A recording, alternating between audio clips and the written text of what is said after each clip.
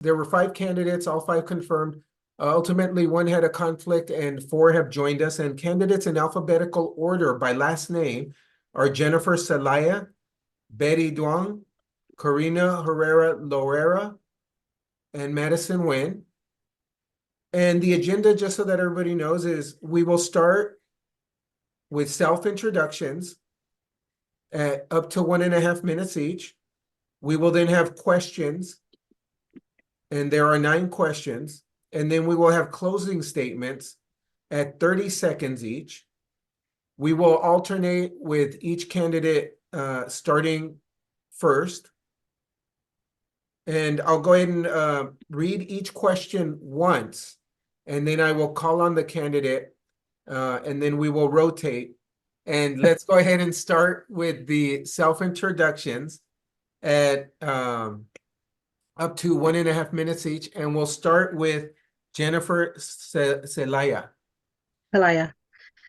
Thank you guys for the invite. I appreciate it. Thank you guys that are online joining as well for giving me the time to introduce myself and get to know me. So I am a native of San Jose the last 42 years, born and raised in this county. I've primarily resided in District 2 my whole life. And I'm a mother and a nonprofit founder and owner. I help families the last 26 years with services that we have seen, over decades, not being accessible to families here in Santa Clara County. I normally work with families that are going through either DFCS or family court, but now we've opened it up and extended it to, the greater population of the community, because we have a lot of issues that we got going on a scale when it comes to the legal world. And we don't like to close the doors to anybody. So we are servicing the community 7 days a week through New Beginnings Family Services. And I decided to join this race because I've been a product of this environment here in Santa Clara County my whole life. And I've gone through the foster system and have seen the deficiencies over and over. And I think it really takes somebody who has the lived out experience, somebody who's been through the trenches and knows the effects of it. So I decided to be the voice for people at the table and make sure that, we're not having mismanagement of our funds. We're not having mismanagement of our programs that are out there to actually help the families versus causing more issues and putting more stress on families. So, hopefully you guys will get to know me a little bit more and trust that I'm here to represent you guys' best interests. Thank you. All right, next up we have Betty Duong. Thank you. Hi, everybody. Thank you so much for being here this evening and for hosting. My name is Betty Nguyen, candidate for Santa Clara County Supervisor, District 2. My mom and dad came to Santa Clara County in the late 70s as clients of the county's refugee resettlement program. And so we were a county family before we knew what that meant. I was born at VMC, the county hospital. So were my sisters, and so was my daughter 35 years later. So we were raised by the county services safety net system. And I want to make sure that we keep that promise of proper services, direct services, in making sure that every family that's relying on our system is successful. I'm born and raised in San Jose, so proud of that. I've lived in District 2 my whole life. We've lived in either downtown or East San Jose on East Hills Drive with my husband at East Ridge Mall. And so this is so happy to be with you all tonight because it feels like coming home. Thank you so much.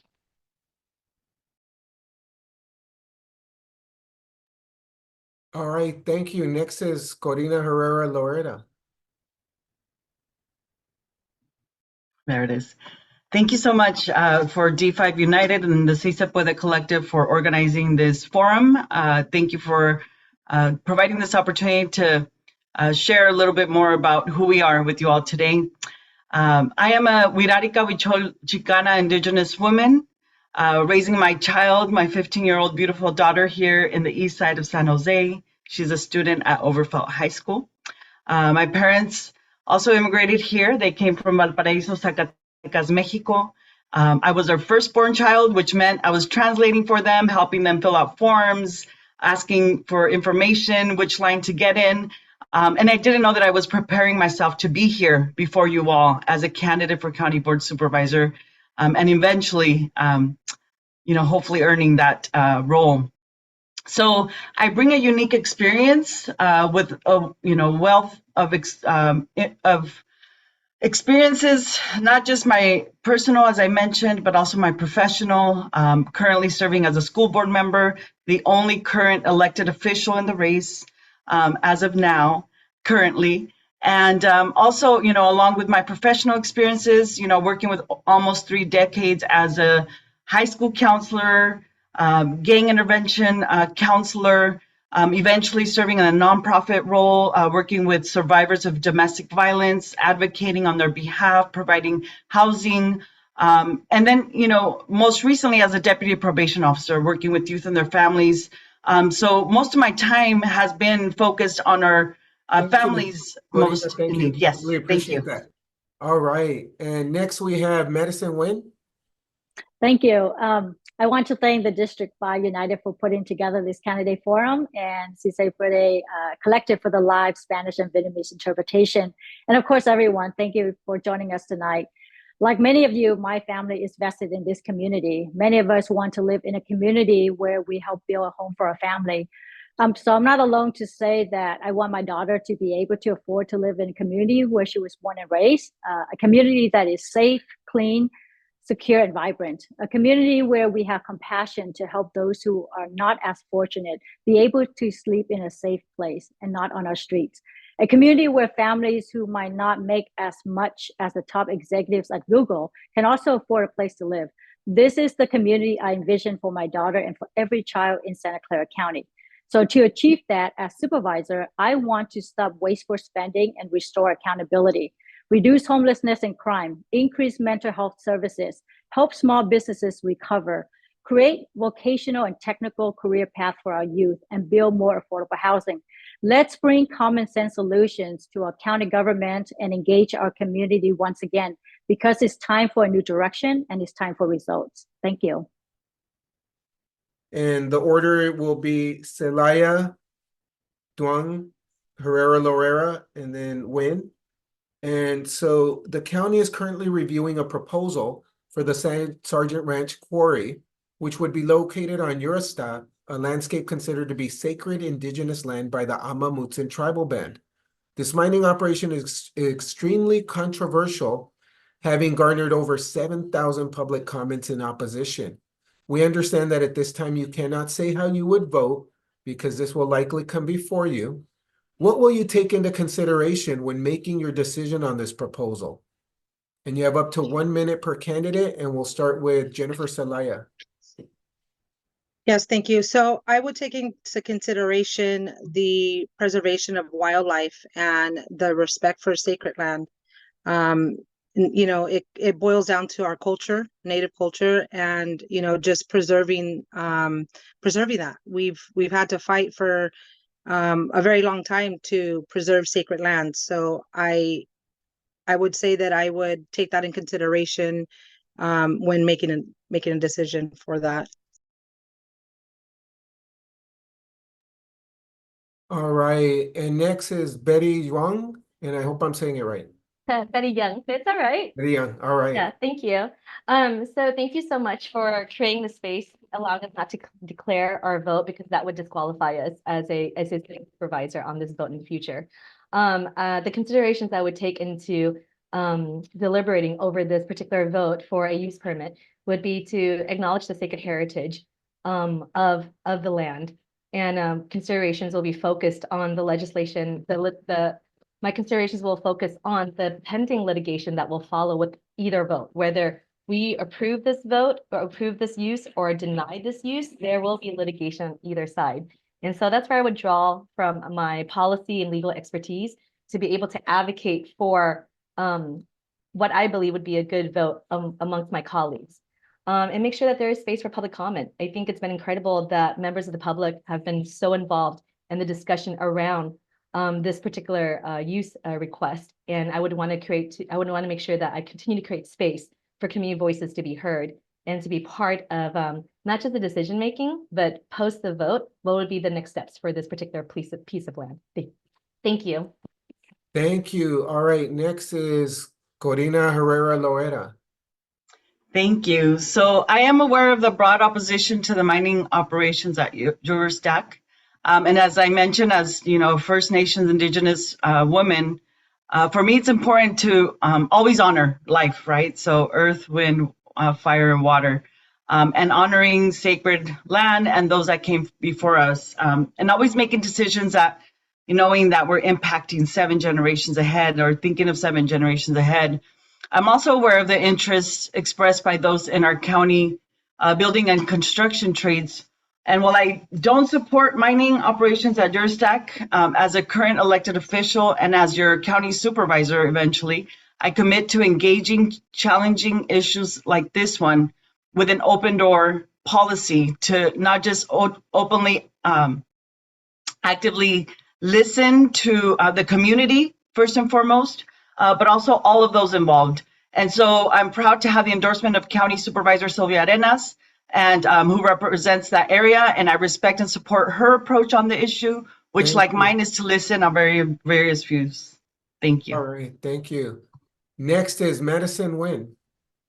Yeah, thank you so much for the question. It's really important that we protect sacred tribal lands and our habitat and wildlife corridors. And our action really needs to reflect our acknowledgement of the Native Americans who were forced from this land more than 200 years ago. If this issue comes to me, I would definitely listen to the voices of the tribal leaders and their concerns, the ACLU, the Human Rights Commission, and others who have strongly opposed to having the county issue this mining permit. This is an extraordinary opportunity for us to honor the Amat-Massoon tribe and work together to protect the environment. And I look forward to working with them on this important issue. Thank you. All right, thank you, everyone. We will go on to the second question, and this one is related to housing. Again, I'll only read it once, and then everyone will respond, and you'll have up to 1 minute. And so the question is, according to the 2020 US Census, nearly 14,000 homes in San Jose were sitting vacant. Of those empty homes, 4,000 were off market. There are 7,000 people, including families, seniors, and veterans, living unhoused within city limits. There are low-income households struggling to find homes they can afford. What policies and solutions would you pursue to address the housing crisis in Santa Clara County? For example, building more housing, preserving natural affordable housing, etc. And we'll start with Betty Young. Thank you. So this question is very near and dear to my heart. In 2016, I ran the campaign for Measure A, the biggest and boldest housing bond measure of its time. And it has resulted in the construction of over 4,000 units of affordable housing.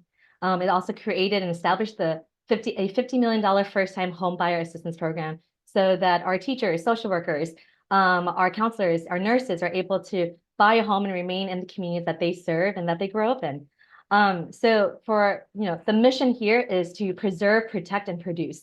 It's a real catchy slogan, and it's really easy. It's a really easy guide post for elected leaders and for those who are makers of policy regarding housing. I'm very proud that the County of Santa Clara Supervisor Chavez actually passed the referral to fund the Si Se Puede Collective to establish a community development corporation. And those are the type of strategies that I look forward to pursuing, supporting, and promoting. Tenant preference, right to remain, enhancing tenant protections, supporting the development of co-ops and the flourishing of co-ops, land trust, tenant rights, and community ownership. So those are some of the policies that I would pursue in my continuing journey to support housing. All right, thank you. And so next is Corina Herrera-Loera. Thank you. So I will leverage surplus public land and legislation loosening the red tape for our public agencies to activate surplus properties, as well as leverage conversation of vacant office space.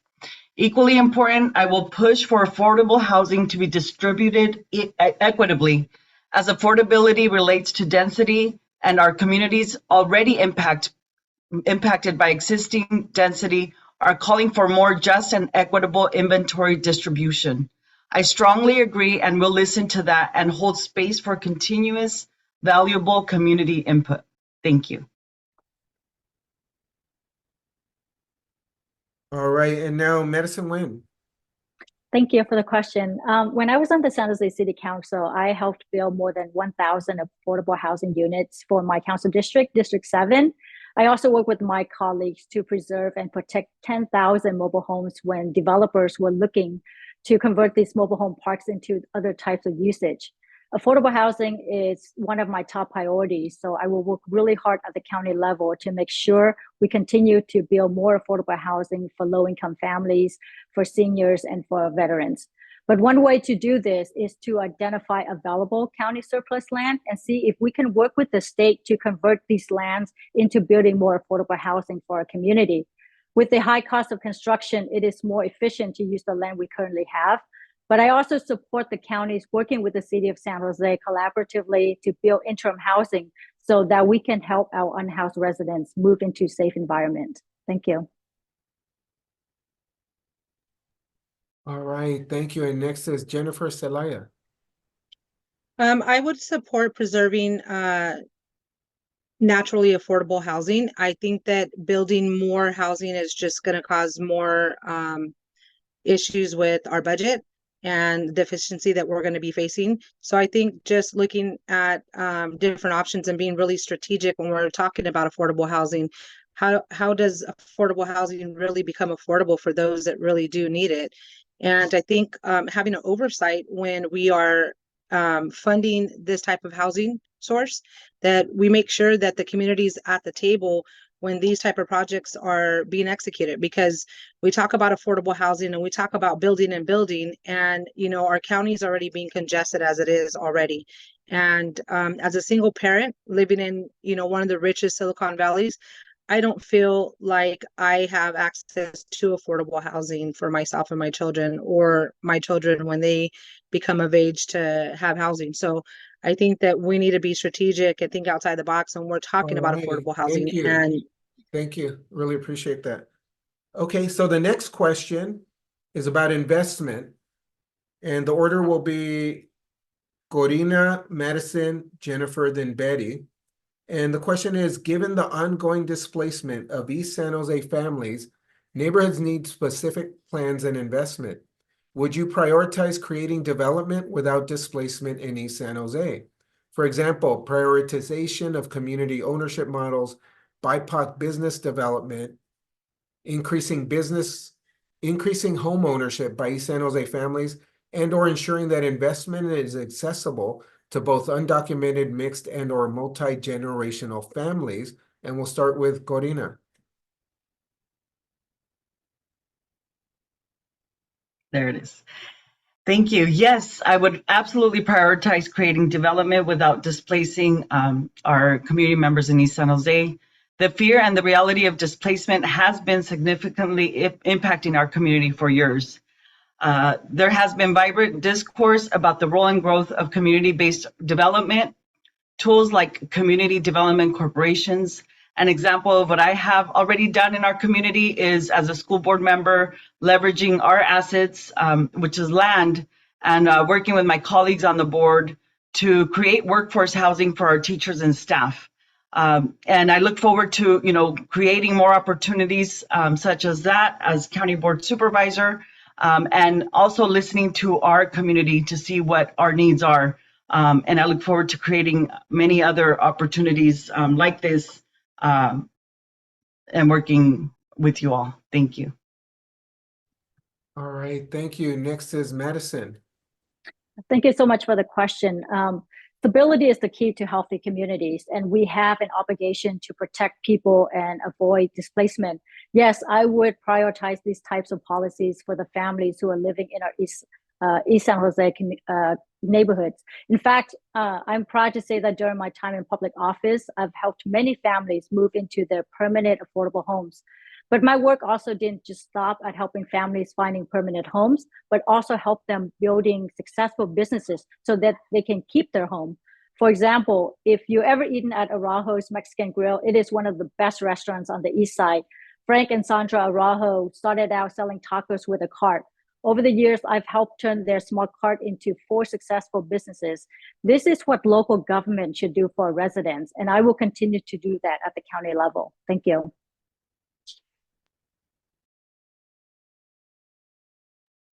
All right, and next we have Jennifer Celaya. yeah, so I would definitely prioritize supporting families having stability and having opportunities for home ownership, and also for entrepreneurship and business ownership. I think that the east side is one of part of the cities that are part of one of the sides to the city that is impacted greatly. And I think that promoting those families to have those opportunities, because we have very little opportunities for home ownership and to become a business owner. So I think we would put plans together that would support and even undocumented families as well, because we see all too often that undocumented families don't get the opportunity. And when they do, they're often harassed. So I would put in safety measures and protective factors that are going to preserve that for families. Thank you. Next, we have Betty Young. Yeah, thank you. I think what we've heard here tonight is just it's holistic, right? It's about a whole ecosystem that allows a family, allows vulnerable communities to thrive, not just survive. So it's about housing, security, all of the examples that you provided in your question, Juan. Yes, I support all of that. And I'm building upon my previous answer that these the community-based solutions is what we need right now in partnership with community. And on top of that, we also need economic development. So supporting small businesses, rolling out the red carpet for them to make sure that they have that treatment, that hands-on treatment from the county, from the cities that they operate within to be successful. We don't need to roll up the red carpet for corporations. They've got all the lobbyists and all the attorneys in the world to build that red carpet themselves, but to do it for our small businesses, to make sure that there are good jobs for our kids and for our families to work in, good pensions, good retirement plans, 401ks, so that they're able to work and thrive while they are still in the job market and able to retire safely in their own homes after their working years are done, and not have to have like 10,000 different side hustles. I know that District 5 is incredibly entrepreneurial. You go down any street, there's always going to be something that you could buy at a small business, off the street, on the shop, someone's garage. Thank you. So we have to support that whole ecosystem of care and Thank you. sustainability. Thank you. All right, thank you. All right, next question is related to the environment, and you will have up to 1 minute, and the order will be Madison, Jennifer, Betty, and then Corina. And the question is, we are facing a global climate crisis. Everyone has the right to live free from exposure to dangerous toxic pollution in the soil they till, in the air they breathe, in the food they eat, and in the water they drink. Regardless of income level or zip code, we must have the ability to access free, affordable, accessible, safe, and culturally relevant food. Our children deserve a healthy environment in which to live, play, and thrive. Will you support bold investments in infrastructure, renewable energy, manufacturing, ecological, agricultural, and other projects to tackle the climate crisis and pollution, create high-paying jobs, and reduce inequity? And we'll start with Madison. Thank you.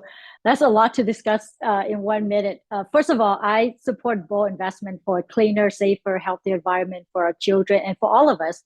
I was proud to work on an ordinance that bans smoking in all of San Jose parks when I was on the city council, because I believe that our public parks should be free from secondhand smoke.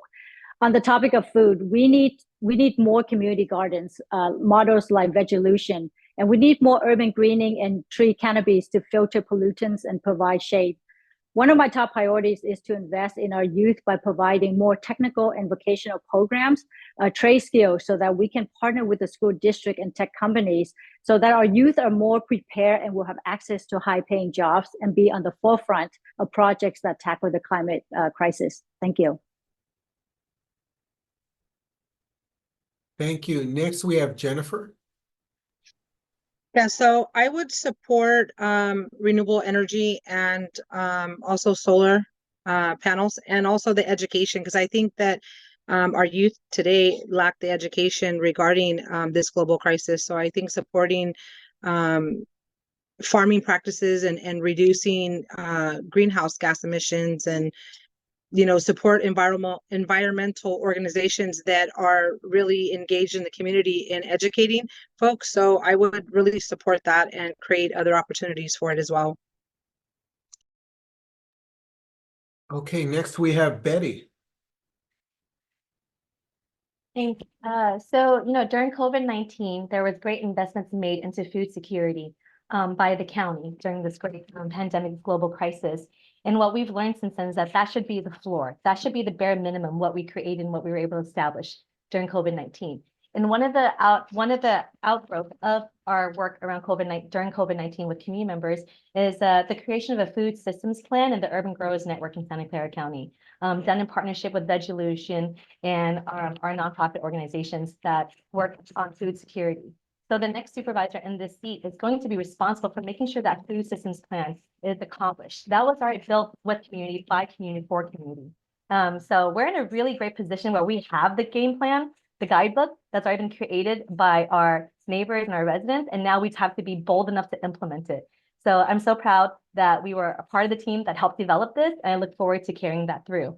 Other developments that we've invested in to make sure that food security and also environmentalism is held in place is that the MICOS program, the Micro Enterprise Home Kitchen Operation, which allows home-based businesses to be legitimate home-based businesses, cooking their food out of their home kitchen to sell for retail. That's both economic development, environmental sustainability, and also food security. Lastly, I would say that I'm very proud to have the sole endorsement of the League of Conservation Voters because of my work in preserving the environment and promoting sustainability. Thank you. Right, thank you. And next we have Corina. Yes, thank you. Absolutely. I definitely will support the investments. And, you know, I think as an Indigenous woman, I think of my ancestors who accessed free food. And unfortunately, that food was not culturally relevant, right? Therefore, now we're dealing with diabetes and a lot of these health issues that, you know, my families are dealing with. And so making sure that we are providing food is one thing, but that culturally accessible, you know, is important. And I look forward to collaborating with, you know, the Si Se Puede Collective and so many other leaders that are at the front lines doing this important work, and how to better support the work that's already happening with members and leaders from this community who know what the needs are.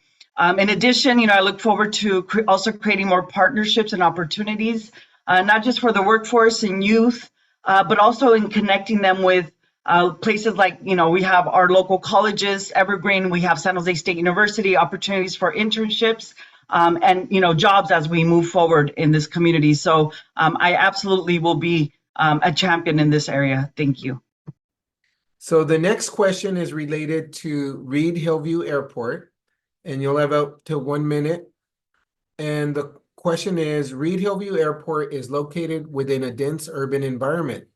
Unlike other airports, homes and people are located within the airport buffer zone where home construction would be prohibited. The EPA issued an endangerment finding in October 2023 that concluded that the use of leaded aviation fuel, which is still in use by some pilots at that airport, harms people. There have been calls from community members for closure for about 4 decades. What are your thoughts regarding Reid-Hillview Airport and the local community's role in plans for the potential future use of the site? And we'll start with Jennifer. Well, my thoughts on Reid-Hillview Airport is I feel strongly about the dangers that the families are sustaining. They have been impacted by, you know, severe health issues. And I think that their voices had just, you know, they've gone on deaf ears. I think that the community has spoken and they've shown up and they've been very proactive in fighting for a safer community. And I don't think that the voices are being heard regarding those dangers. There's a lot of elderly in the community that have been there for decades and have raised families and grandchildren and feel that it's very unsafe. And I think that as a community, we need to be that voice, and we need to be added to any decision making as far as what plans they might potentially have for the airport. I think community is going to speak out, and they're going to know best what's going to be in place of the airport and what's best for their families. All right, thank you. Next is Betty. Yeah. Reid-Hillview Airport is just I mean, can I just say first that it's just an absolute tragedy that, yes, the airport came first, and when it came time for the powers that be, like 100, you know, decades ago, to decide where to redline property and allow working families to live, they decided that working families and the working poor will get to live here next to the airport. So that's that's a historical wrong that we now have the opportunity to undo. The board of supervisors have worked for the last 40 years with community to be able to move to a place where we can close the airport, and Supervisor Chavez is able to bring it across the last leg. Since 2011, we have not accepted any federal FAA money so that we're able to close the airport by 2031. This year, Supervisor Chavez has been trying to launch a community visioning process, which other supervisors have tried to not support. So I think this community visioning process is going to be a vote that's going to be either taking place this year or next year when the next supervisor is in that seat. And we have to make sure that we push that through and allow a space for community to decide now, not in 2031, but right Thank now, you. what we want to do with the future so that we're ready by 2031. Thank you. Thank you. Next, we have Corina. Thank you so much for that important question. You know, for me as a adjacent neighbor of the Reid-Hillview airport, you know, and a school board trustee, I have worked with community leaders on this very important issue. The leaded AV gas, noise pollution, and dangerous crashes that have included schoolyards are very important issues that, you know, continue to happen today, right? Even though we've made some decisions and we've moved forward, we still are dealing with this today. So, you know, for me, it's very important to, you know, continue to have a voice, right? Because we need to be at the front lines. Otherwise, you know, we don't know what's going to happen depending on who is there.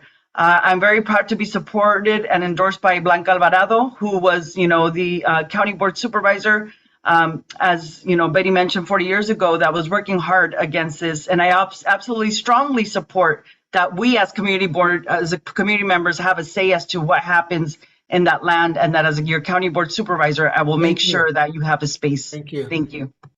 All right, next is Madison. Thank you for the question. This is definitely one of the biggest issues that we encountered when I was walking with my team in District 5, just crisscrossing, talking to voters about some of the issues that are important to them. And we all know that the board of supervisors voted to stop accepting FAA, the Federal Aviation Administration grants. And in 2021, they voted again to take all steps to eliminate lead exposure, which could include pursuing any and all available path for early closure. I strongly support any effort to close the airport early, and I look forward to working with the community to find the right usage for this land. More importantly, once the airport is closed, I want to make sure the East Side community has a strong voice in whatever decisions the county makes going forward. So I look forward to working with all of you on this issue. Thank you so much. All right, thank you. We will now go on to the next question, and you will once again have up to 1 minute. And the topic is education, mental health, and wellness. And according to EdSource, since 2017, rates of anxiety and depression among California's children have shot up by 70%, including a 20% increase in adolescent suicides. How can the county better partner with school districts to better support children, youth, and their families with their mental health and social emotional needs? And we'll start with Betty. Thank you for the question. You know, I often, you know, as a mother myself, I often think about the families and the children who are dealing with behavioral health challenges and making sure and hope that they are able to access the care they need. That's, you know, that's just part of the responsibility of the role of supervisor. And as we live in a PTSD like post-COVID world, it's now more important than ever to make sure that resources are accessible. I'm so proud that the County of Santa Clara, with their American Rescue Plan Act funding, has chose to build wellness centers in schools with that American Recovery Plan Act funding. As other counties are using it to build roads, we are using it to build wellness centers. And it's not just that; it doesn't stop there. We are responsible for the full continuum of care, such as the adolescent and youth treatment facility that we are building at VMC on Bascom right now, which is going to provide more than 200 beds for youth and medical behavioral health medical beds for youth and adolescents. So I'm very proud of the work that the county has done, but it's in its infancy in the initial phases. The next supervisor is going to have to be able to carry this work through and have a strong understanding of how behavioral health operates, functions, and how it's funded at the county of Santa Clara. Thank you. All right, next is Corina. Thank you so much for that question. As a mother of a 15-year-old, a deputy probation officer, and a school board trustee, I see the effects every day. And, this is very important. I think although we've done a lot of great things and a lot of money has come in, we're still not looking at the root causes, right? So I think of the mental health crisis and where that stems from. So really, providing the resources and services is great, but we get to focus on the root causes as well. One of the reasons why I'm proud to have with my other colleagues on the board opened up our first early learning center of its kind in the state of Santa Clara at our Cesar Chavez now Early Learning Center here in D5, where we have a safe place where our children 0 to 5 can go to that's free for our families most in need. And so we need to provide, at the same time as we provide resources and services for those in mental health crisis, we also need to look at the root cause and support and provide resources there. Thank you. All right, next is Madison. Thank you. Having served on the Franklin McKinley Board of Education and having a young daughter myself, I know and understand how important it is to provide support for our children. Too many children are overloaded these days. They're under pressure because the parents are trying to make ends meet, and some have fallen behind in school because of the pandemic, and some are still recovering from that. Many of our youth are over-influenced by social media, and they need safe spaces. The county can better partner by providing services for students who don't have parents at home after school, like more recreational activities. I love to see the county partner with school district and businesses to start a mentorship program where our youth are paired up with someone who works in the field that they're interested in pursuing after they graduate high school. This experience alone will provide an early look into what it's like to work in a field that they're interested and passionate about. Thanks.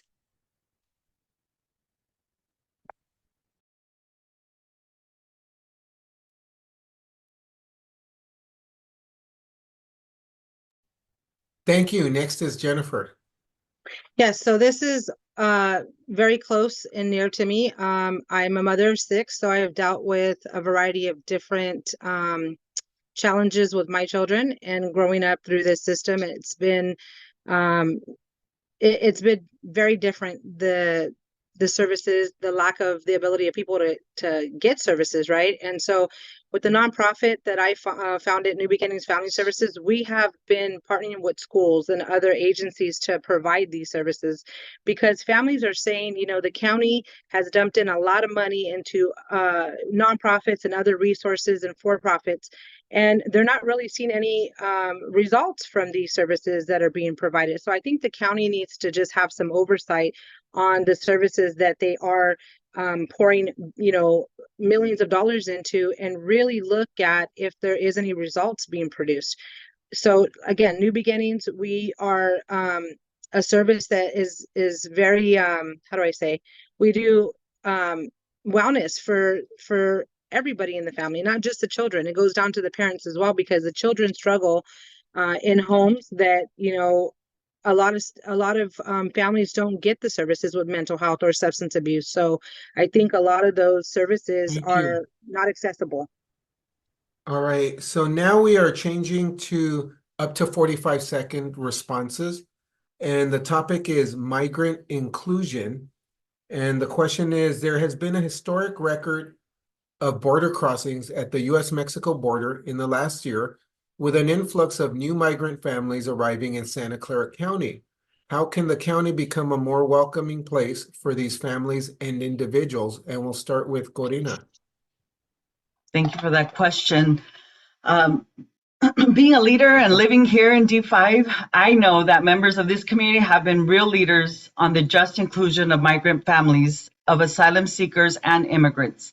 Our county has much to be proud about because of the advocacy, hard work, and service innovation of many of you in this community. And I know that being welcoming is a matter of justice. Our county has relied and has been pushed by many East San Jose advocates.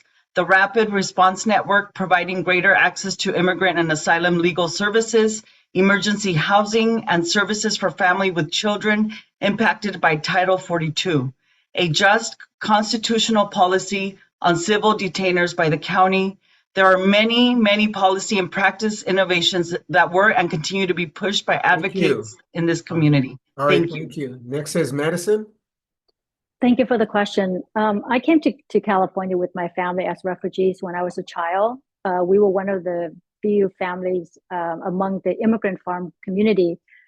As a child, I can say that I felt welcome here. We had to work on language translation because we didn't have Google Translate at the time, but we managed. So I understand how important it is to feel welcome and a sense of belonging. If elected as supervisor, I will work with local organizations that are currently helping our new immigrant families and make sure they have the resources that are available to them. And it's really important for the county to promote the services that we have in different languages so that families can apply for the various safety net programs. No family or individual should ever feel unwelcome in our Santa Clara County. Thank you.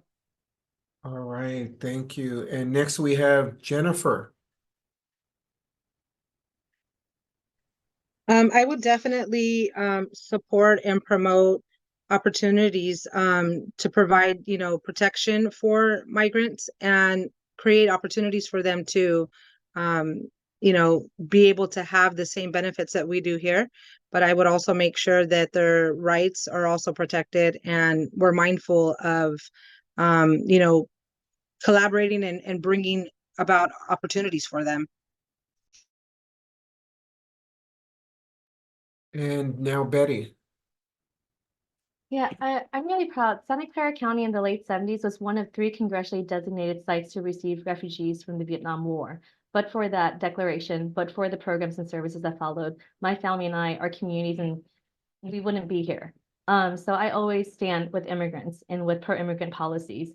I'm also proud that the county was one of the first counties in the country to declare that we will not work or partner with ICE, not share information with them. We were one of the first counties to sue Trump for his public charge policies that would have disproportionately affected our immigrant communities.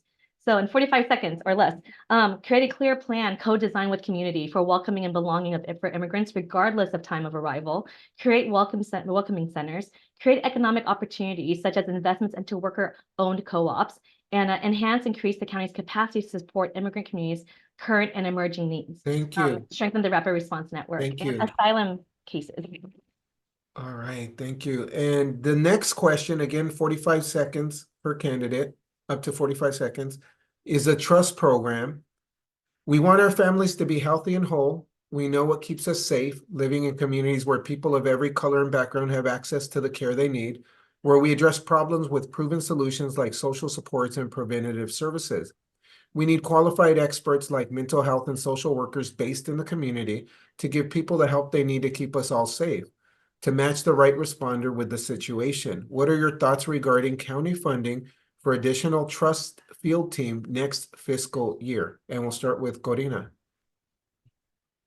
Thank you. Our trust program, is very important. It's a partnership, between, as we know, between Momentum for Health, Pacific Clinics, Home First Services, and it's a team specially trained for people who need urgent mental health support and substance use. And so the trust team of responders, which includes behavioral health from community organizations, have the knowledge and experience necessary to provide those resources to our most needed community members in that field. Our response team works together to meet the unique needs of each person and those around them, and we treat every situation on a case-by-case basis, providing responsive care without involving law enforcement and triaging other teams when needed. And like anything, it's important to also evaluate and ensure that the program is doing what it's intended to do. All So right, I plan thank to you. continue to support. Thank you so much. Thank you. And next we have Madison. Thank you so much for the question. I'm really glad that the county has this program and continue to work with the nonprofit partners. This is a great program, and I strongly support it. Improving and expanding safe services for mental health and substance abuse crises is very, very important for every community. The trust program feels the need for people to feel safe when reaching out for help, and it is being done in a safe environment, which is really, really important.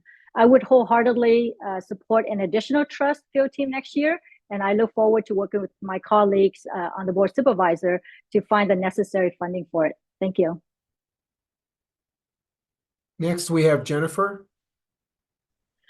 I fully support the program, but I also have reservations about it because I see that the county continues to fund the same, programs out there. And we're seeing an increase in mental health issues and substance abuse. So if these programs are doing what they're supposed to be doing, and the budget is aligning correctly with that, I would support it. But at this point in this time right now, we're seeing an increase in mental health issues and substance abuse and overdosing. And I feel like there needs to be an expansion with more opportunities to look at other agencies to come and collaborate for this specific topic.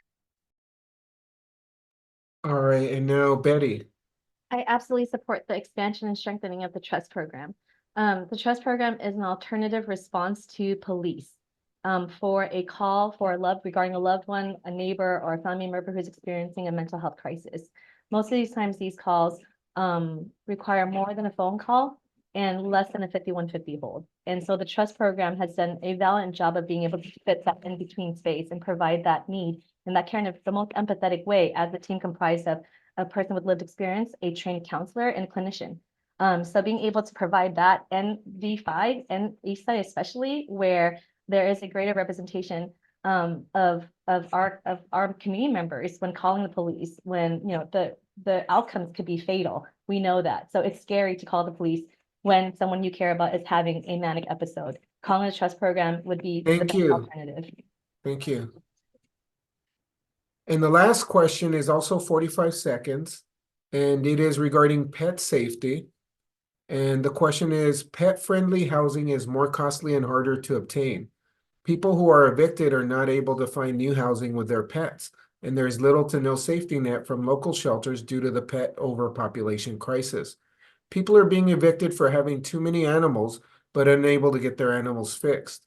What are your thoughts regarding the pet overpopulation crisis, the lack of access to affordable spay and neuter in Santa Clara County, and the lack of housing that allows pets? And again, up to 45 seconds per candidate, with Madison going first.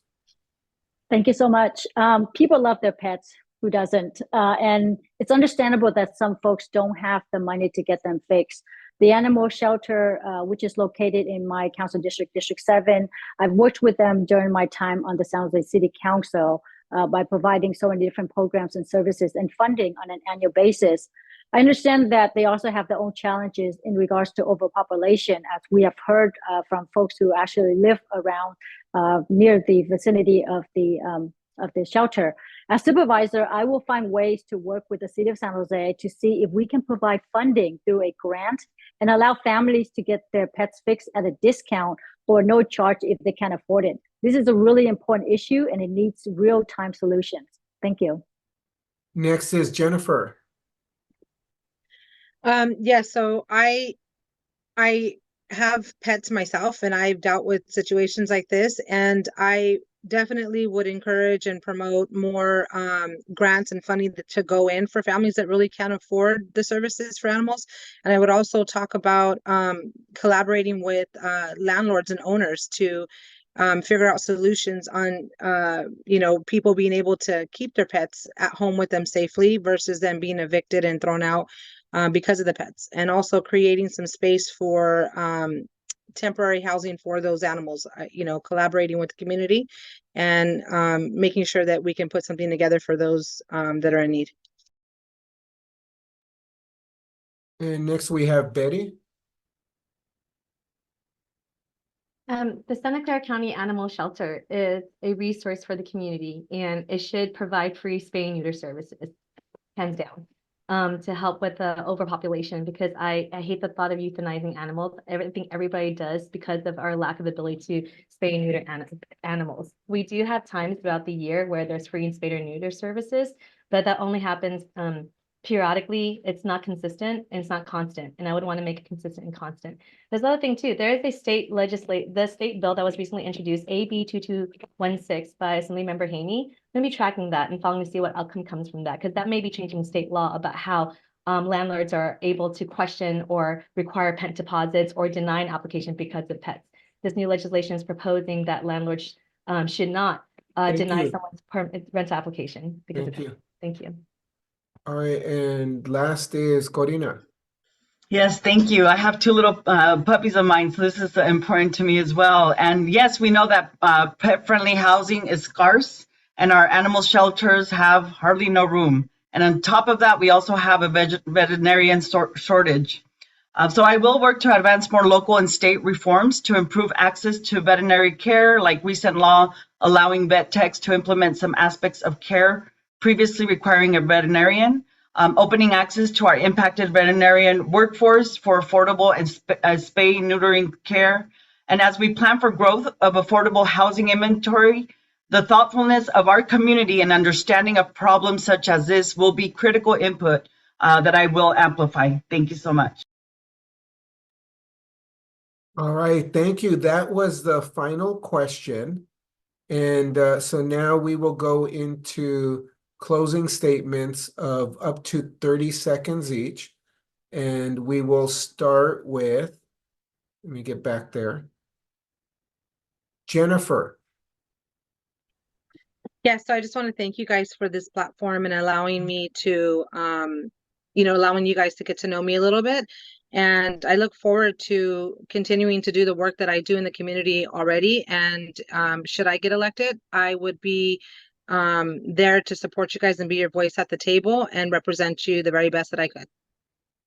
Thank you. And next we go to Betty. Yeah, I'm a first-time candidate, but it's not my first time at the county. For the last 10 years, it has been my job to implement what the Board of Supervisors vote and approve on. My accomplishments include the Vietnamese American Service Center, the Office of Labor Standards Enforcement, supervising and managing the Division of Equity and Social Justice, and so on and so forth. I have projects in my portfolio accomplishments already that is defined by collaboration with community. And I look forward to doing that because I think that's what District 2 deserves. Someone who knows the work, understands the Thank you. complexities and nuances, and can do the work today. Thank you. Thank you. All right. And next we have Corina. I am determined to address the challenges facing our most vulnerable communities, recognizing tough times demand new and innovative solutions. I believe in the politics of hope and service driven by a commitment to advocating for those who need it the most. With almost 3 decades of experience, I've consistently woven myself in the community fabric, focusing on the well-being of the most vulnerable. My dedication to serving our community is unwavering. I am one of you. As your county board supervisor, I will serve with strong values and will remain steadfast, dedicated champion for our workforce and the communities we serve. Thank you. All right. And finally, Madison. Once again, I wanted to thank the D5 United for hosting this forum, and of course, a huge appreciation to the Cisay Perde Collective for the live Spanish and Vietnamese interpretation tonight. I thoroughly enjoyed this dialogue we had, and I look forward to spending the next 7 days knocking on doors and talking with voters about my campaign plans to bring change, common sense, and accountability to a county government so that we can deliver results for residents. I hope that you visit my website, madisonnguyen.com, to learn more about my plan. And please don't forget to vote. Thank you so much. All right. Thank you to all the candidates for joining. Thank you to the interpreters. And we are done. And I hope you have a wonderful night.